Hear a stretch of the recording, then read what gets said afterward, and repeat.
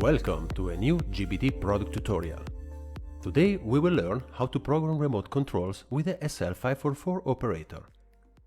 Let's see how the remote controls are stored on the embedded receiver of the SC24 electronic control unit, which has a maximum memory capacity of 50 units. If we are out of the menus, then we must access it by pressing the OK and Exit keys at the same time. Use the up and down keys to select the transmitter menu and confirm. Select Store New. In our case, we will use the Mako remote controls, one white and one black, and press the button on the remote controls.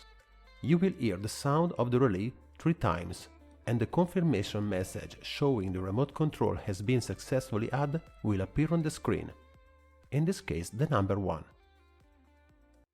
You can continue to learn remote controls by using the same procedure.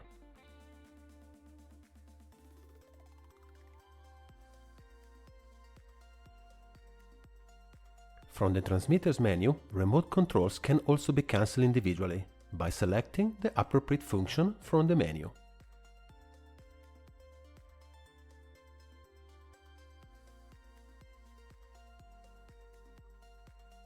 In this case, we perform a test to verify cancellation, even if it is not necessary.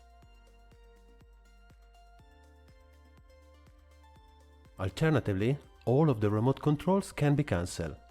In this case, the system asks that the user confirms this operation in order to avoid unnecessarily re-adding remote controls.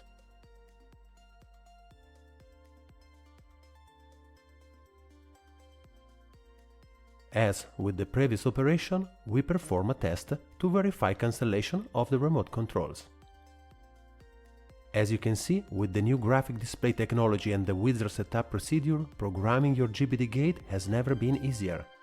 This has been a Creative Automations tutorial by GIBIDI. Thank you for watching!